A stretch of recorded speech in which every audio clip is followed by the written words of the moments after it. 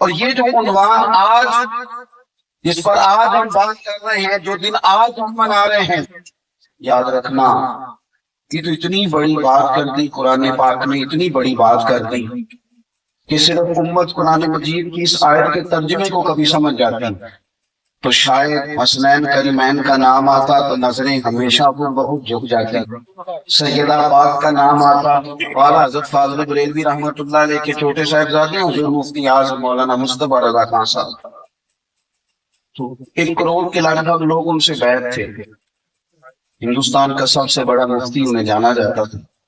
تو ان کے کسی مرید نے کسی کے سامنے تعریف کر دی کہ میرے شیخ سب سے بڑے ہیں، تو اس نے بھی فوراً تنقید کی، کہنے لگا تمہارا طریقہ ہے امام کو امام اعظم، مفتی کو مفتی اعظم، تم بڑھا چڑھا کے بات کرتے ہو، میرے سوال کا جب جواب دیں گے جب ہی پتہ چلے گا نا۔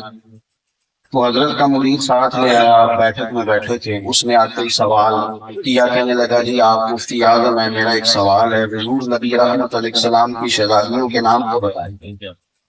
حضرت مفتی اعظم بیٹھک میں بیٹھے تھے، جو دروازہ گھر کی طرف کھلتا تھا اٹھے اور اندر تشریف لے گئے۔ اس نے فوراً تنقید کی، کہنے لگا تم تو کہتے تھے مفتی اعظم، انہیں تو 4 بیٹیوں کے نام نہیں آتے، کتاب دیکھنے چلے گئے۔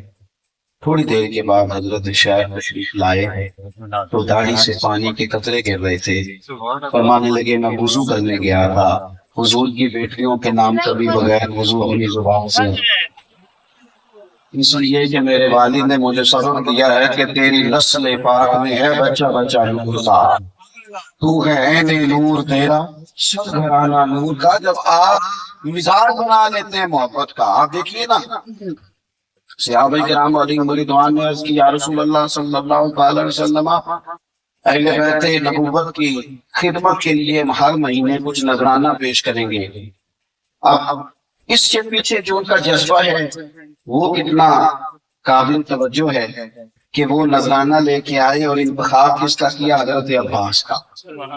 حضرت عباس حضور کے چچا یا رسول اللہ صلی اللہ علیہ وسلم، یہ صحابہ کرام عرض کرتے کہ ہر مہینے ہم کچھ خدمت کریں گے، اور پیچھے شوق کیا ہے، بات کیا ہے، کہتے ہیں یا رسول اللہ آپ نے ہمارے لیے بڑا کچھ کیا ہے، ہم ایک لفظ کا بدلہ نہیں چکا سکتے، یہ نذرانہ ہر مہینے پیش کریں گے۔ وہیں بیٹھے تھے صحابہ، اللہ نے قرآن مجید نازل کر دیا، فرمایا محبوب آپ ان سے فرما دیں لا اسألکم علیہ اجرا، تبلیغ دین پر میں تم سے کوئی اجر نہیں مانگتا، میرا اجر تو میرے رب کے ذمہ کرم پر ہے، میں تم سے کوئی اجر نہیں مانگتا۔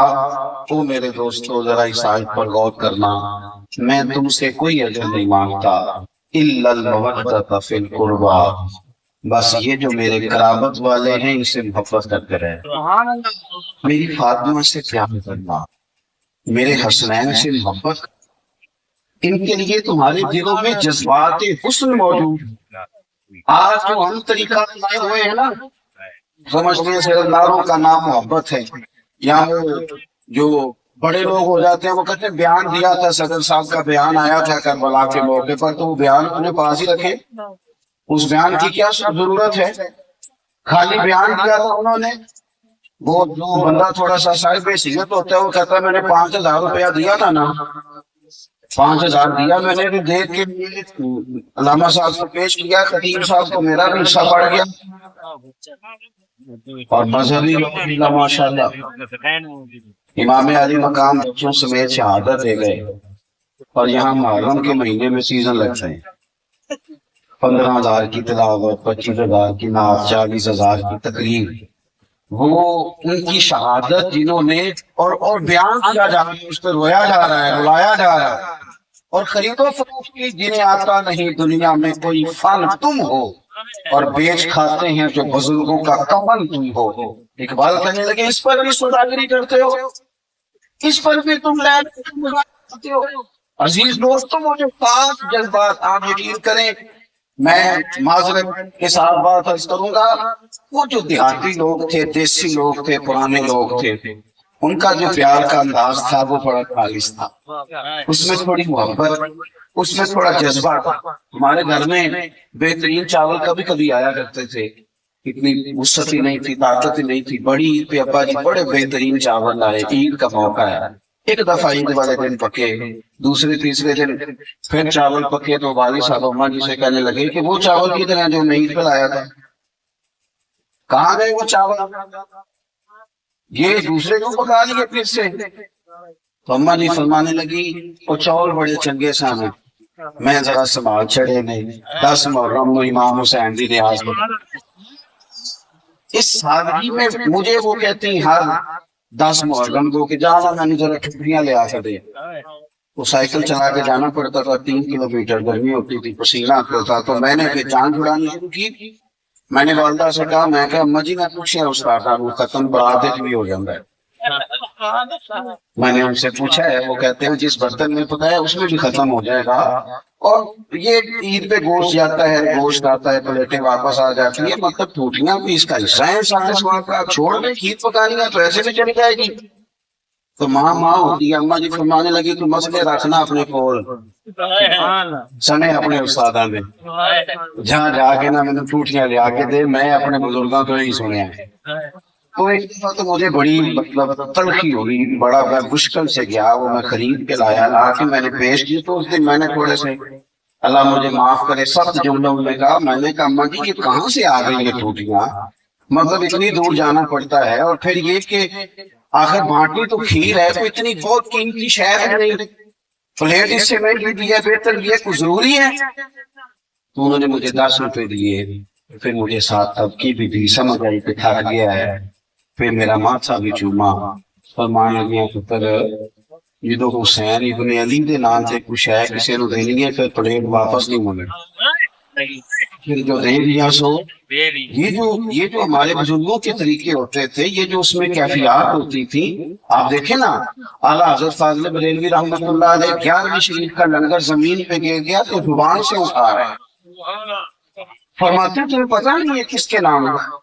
میں بڑے درد سے دوستوں سے کہتا ہوں میلاد شریف پہ اگرچہ مجبوریاں ہوتی ہیں بعض اوقات، لیکن جب اس کو لنگر کہتے ہو امام حسین کے نام کا تو خدا را ایک دانہ زمین پہ نہ گرنے دینا، تمہیں پتہ نہیں نسبت کس کے ساتھ ہے، تم ذرا دیکھنا ہی کام کس کے ساتھ، وہ جذبات کا خاص رشتہ، وہ قلبی کیفیات نہ سمجھ۔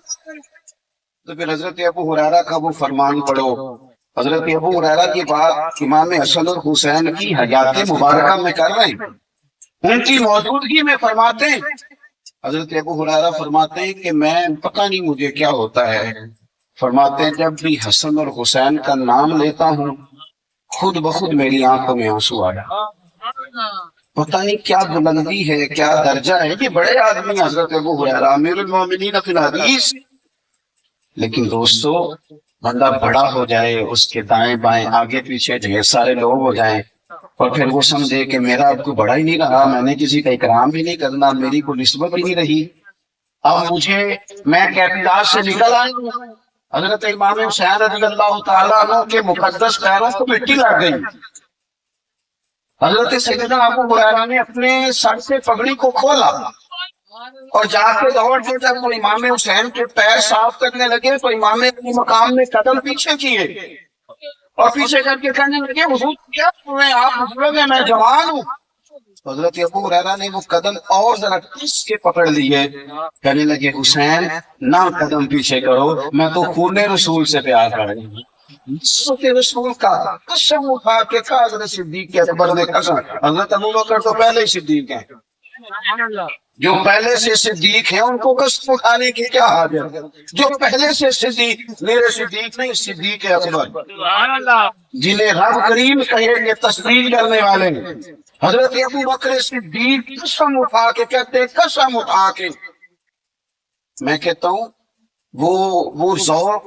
بہت اہتمام ہوتا ہے 9-10 محرم کو، لیکن ہمارے احساسات میں جو باتیں ہونی چاہیے، ہمارے جذبات میں جو رنگ ہونا چاہیے، ہماری کیفیات جو تبدیل ہونی چاہیے، ان میں دل بدل پوسٹوں کا رنگ آ رہا ہے، سوشل میڈیا کا رنگ آ رہا ہے، تصویروں کا رنگ آ رہا ہے، اس میں کوئی اور جلوے اب دکھائی دینے لگے ہیں۔ قسم اٹھا کے کہا حضرت ابو بکر صدیق نے، میں نے ضرورت نہیں، وہ تو پہلے ہی صدیق ہے، پر قسم اٹھا کے کہنے لگے لوگوں مجھے اللہ کی عزت کی قسم مجھے اپنے ہر رشتے سے زیادہ مدینے والے محبوب کے رشتے عزیز، اپنے ہر رشتے سے زیادہ حضور کا رشتہ محبوب ہے۔ حضرت صدیق اکبر کی بڑی خواہش تھی کہ میرے والد بھی مسلمان ہو جائیں۔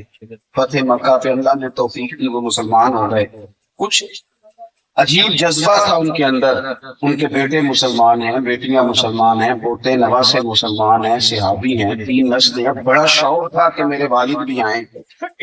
والد بھی آ گئے، اور پھر جب بالکل ایک شخص ساری زندگی مخالفت کرے، بحث کرے، حضرت صدیق اکبر کو بہت ساری باتیں وہ سمجھانے کی کوشش کرتے اپنے تئیں، سارا کچھ ہو، پھر اللہ تعالیٰ انقلاب برپا کرے، اسی بندے کا دل پھیر دے، اور ایک اتنی خوشگوار تبدیلی آئے، وہ مسلمان ہو رہے ہیں، حالات بالکل بدل رہے ہیں۔ حضرت صدیق اکبر کی کیفیت دیکھنے کے قابل ہے، ان کا وہ ذوق شوق والد کے کلمہ پڑھنے پر جب حضور نے دیکھا تو کریم آبو فرمانے لگے ابو بکر مبارک ہو تمہارے والد بھی۔ اور یہاں ایک اور بات بھی عرض کروں، جب حضرت صدیق اکبر انہیں لے کے آئے نا حضور کی بارگاہ میں فتح مکہ پر، تو وہ بوڑھے تھے، نابینا تھے۔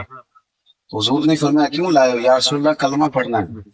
ذرا اس پر بھی غور کر لو، یہ بھی ایک انداز ہے۔ تو محبوب فرمانے لگے یہ بوڑھے بھی تھے، بیمار بھی تھے، اگر ان کا ارادہ بن گیا تھا تو مجھے بتاتے، میں گھر آ کے کلمہ۔ کچھ چیزیں اور بھی ہیں، کچھ انداز اور بھی ہیں۔ اللہ کے محبوب نے فرمایا، یہ بخاری مسلم میں فرمایا، جس نے سفید داڑھی والے مومن کی عزت کی، سمجھے میں نے اپنے رب کا اکرام کیا۔ کچھ چیزیں اور بھی ہیں جو ہمارے لیے قابل توجہ ہیں۔ حضرت صدیق اکبر کو حضور نے مبارک دی، فرمایا ابو بکر بڑی مبارک ہو، ہمارے والد مسلمان ہو گئے۔ تو یہ اس وقت ان کی کیفیت تھی، جذبات تھے، وہ رو پڑے، رو کے کہنے لگے یا رسول اللہ میں آج بڑا ہی خوش ہوں۔ پھر حضور کا ہاتھ تھام کے چوم کے عرض کرنے لگے یا رسول اللہ اگر آپ کے چچاؤں میں سے کوئی کلمہ پڑھ لیتا تو میں اس سے بھی زیادہ خوش ہوتا، میں اور زیادہ راضی ہوتا، اس لیے کہ ان کے آنے سے آپ کو خوشی ہونا تھی۔ دوستو حضور کی اولاد پاک کے ساتھ سید کا نا صحیح العقیدہ ہونا شرط ہے، باقی آپ اس کا اکرام کریں، اور آپ کو لطف آئے گا جب آپ کا مزاج، آپ کی طبیعت ادب والی ہو جائے گی، آپ خود محسوس کریں گے کہ میں قرار میں۔ باقی بدگمانیاں ہیں زندگی میں، جتنی مرضی پیدا کر لیں، جس کے بارے میں مرضی پیدا کر لیں، جس طرح کر کے مرضی کر لیں، لیکن اگر ان لوگوں کے ساتھ اکرام، اور دوسری بات ایک تو محبت، دوسری بات احترام۔ احترام دینے سے نا انسان محسوس ہوتا ہے کہ یہ بندہ صاحب عزت ہے جو کسی کی عزت کر رہا ہے۔ علامہ اسماعیل حقی رحمۃ اللہ نے لکھا ہے، حضور کی بارگاہ میں لوگ بیٹھے تھے کہ جگہ وضاحت کی گنجائش کم رکھتی تھی، رش زیادہ ہو گیا۔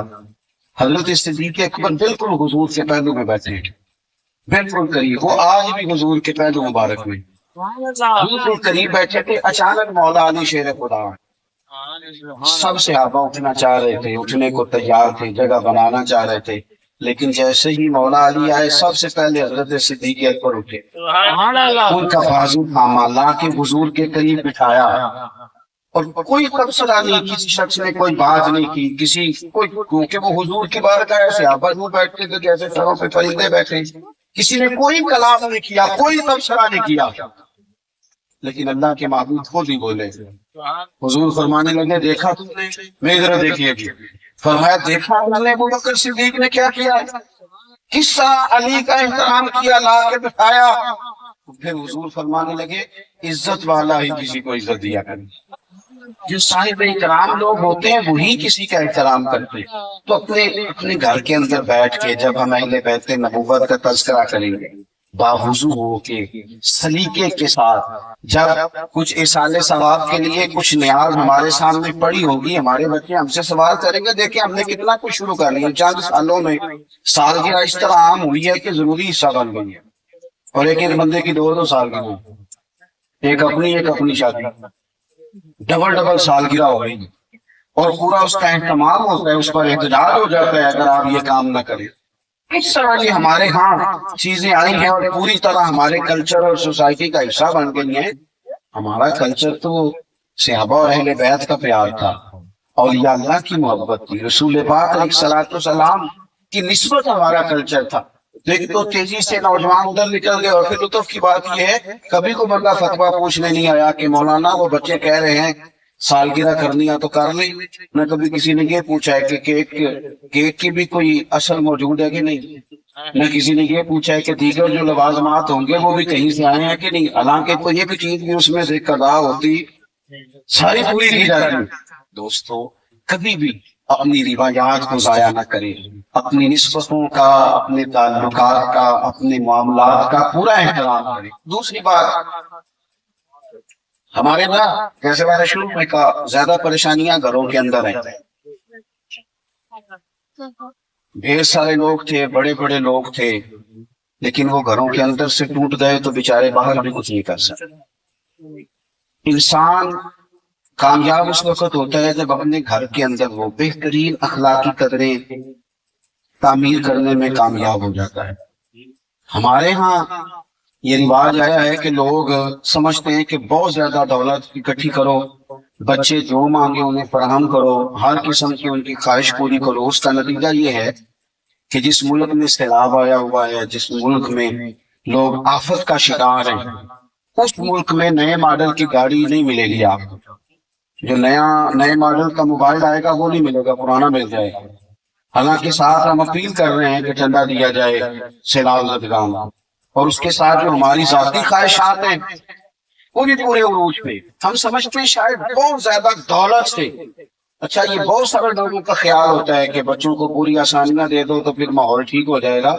لیکن یہ تجربے کے بعد پھر نتیجہ نکلتا ہے جب پوری دولت آ جاتی ہے اور پوری آسانیاں ہو جاتی ہیں تو پھر بندہ سوچتا ہو اصل بات تو یہ نہیں تھی، اصل تو کچھ اور تھا. آپ دیکھیے نا یہ حضور کی اولاد پاک ترغیب و ترہیب دیکھیے گا. میرے رسول پاک کی ایک دعا وہاں نقل کی گئی. شاید یہ دعا آج آپ کو کوئی بندہ الا ماشاء اللہ مانگتا نظر نہ آئے، پر حضور نے مانگی ہے. اللہ کے محبوب نے ہاتھ اٹھا کے کہا تھا اے اللہ میرے بچوں کو ایک وقت روٹی دینا اور ایک وقت کا فاقہ دے. مانگی کوئی دعا اپنے بچوں. اللہ ہی بس بقدر کفایت روزی دے ایک وقت، اور وہ 5 سال کی. ہاں عورت کے لیے جائز ہے وہ زیور پہنے جتنا مرضی پہنے، اگر آپ کے پاس گنجائش ہے تو آپ جتنا مرضی قیمتی گھر سجائیں. لیکن سیدہ فاطمہ الزہرا رضی اللہ تعالیٰ عنہ کو ایک دفعہ حضرت مولا علی نے سونے کا لاکٹ لا کے دیا، ایک دفعہ، اور انہوں نے کچھ پردے خرید کے لگائے اپنے گھر میں. یہ 2 چیزیں یعنی حضرت فاطمہ کہتی ہیں حضور سفر سے واپس آئے تھے، میرے گھر میں قدم رکھا، سلام کے بعد بغیر کچھ کہے تشریف لے گئے. حضرت مولا علی کہتے ہیں میں گھر آیا تو فاطمہ رو رہی تھی. کیا ہوا آقا علی؟ پتہ نہیں، محبوب کریم نے کوئی بات نہیں کی. کہتے ہیں میں مسجد میں گیا تو حضور رو رہے تھے. محبوب کیا ہوا؟ تو فرمایا وہ میری بیٹی ہو کے سونے پہننے لگ گئی. اس نے گھر کے اندر قیمتی پردے نکال دیے. کیوں بنا؟ محبوب کو پتا تھا کہ کائنات کے ہر غریب باپ نے بیٹی کو تسلی تو سیدہ فاطمہ کا نام لے کے دے گی. دیکھو نا محبوب کی شہزادی نے نہیں پہنا تو تم کیا سمجھتی ہو سارا کوئی زیورات میں ہے. حضرت مولا علی واپس آئے، کہا فاطمہ وہ جو تیرا سونے کا لاکٹ ہے اور وہ جو گھر میں پردے ہیں فوراً سیدہ پاک نے لپیٹ کے دیے، فرمایا جائیے کسی غریب کو دیں. او میرے بھائی ہمارے بچے تو سادگی سیکھنے کو تیار نہیں. جو بچہ کھانا نہ پکنے پر موبائل دیتا ہے، اب کیا سمجھتے ہیں وہ بڑا ہو کے آپ کے جذبات کا خیال کرے گا، آپ کے احساسات کا خیال کرے گا؟ جس قوم کو پنکھا بند ہو جانے پر اقتدار سوچتا ہے وہ کیا سمجھتے ہیں آپ کے لیے کسی نہیں ہوگی. ہم نے جہاں بچوں یہ فیشن ہو گیا ہے کراکرول دیکھ کے چیخیں مارنا، یہ برگر فیملی ہونے کی علامت ہے. میرا بچہ شفکلی دیکھ کے ڈال گیا تھا جی، وہ بڑے امیر لوگ ہیں جی ہم. وہ جناب وہ قربانی کا جانور سیدھا ہو رہا تھا تو دیکھیں بچہ رو رہا ہے، ویڈیو بنا کے چڑھا جی، وہ کمال ہے. یہ اس طرح کرتے اپنا کیواڑ اندر سے بند کر لینا دروازے کا کہ جناب باہر لڑائی ہو رہی ہے بیٹا ہم نے کسی کی لڑائی میں کودنا. تو دروازہ اندر سے بند کر لیتا ہے. اگر پھر قریبی رشتے دار کے گھر میں ظلم ہو رہا ہو. لیکن مولا علی شیر خدا نے امام حسن اور حسین کے ہاتھوں میں تلواریں تھما کے کہا تھا پتر عثمان غنی کے گھر پہ حملہ ہو گیا ہے. یہاں دروازے پہ کھڑے ہو جاؤ، یہ تمہارے خالو ہیں، خبردار کوئی ظالم یہ دروازہ پھلان کے عثمان غنی تک نہ پہنچے۔ پھر کسی کو ضرورت بھی نہیں ہوئی وہ دروازہ کراس کرنے۔ حضرت مولا علی تو سال جہاد میں لے کے جاتے شہزادہ، رسول کریم نے سامنے ان کی پشتی لڑوائی، حضور نے جو تربیت کی نبی پاک نے۔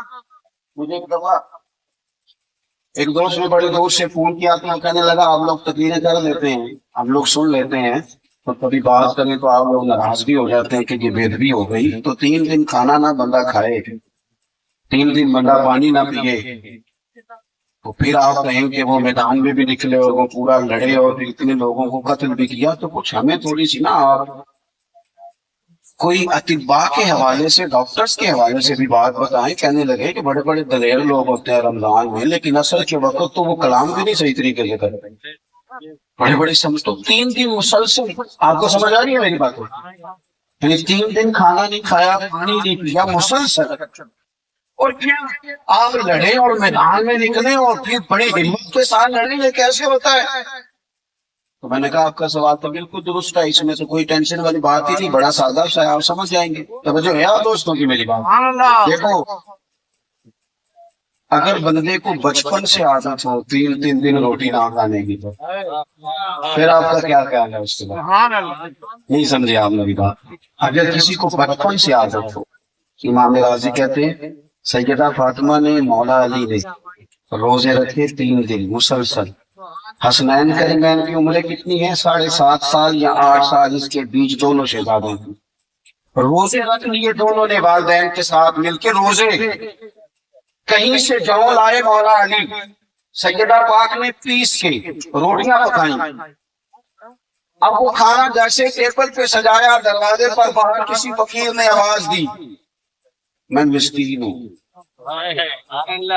اور میں مدینے کے کئی دروازوں سے ہوتا ہوا آیا ہوں، کسی نے کہا ہے اس دروازے سے خالی کوئی نہیں جائے، میں مسکین ہوں، کچھ لینے آیا ہوں۔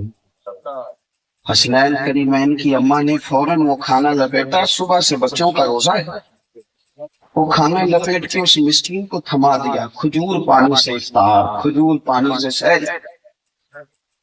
اگلے دن صبح پھر روزہ رکھا سب خاندان نے، وقت آیا دوپہر کا، وقت آیا شام کا، اب جب عین افطار کا ٹائم آیا تو کل سے لقمہ گندم کا، اناج کا، جوں کا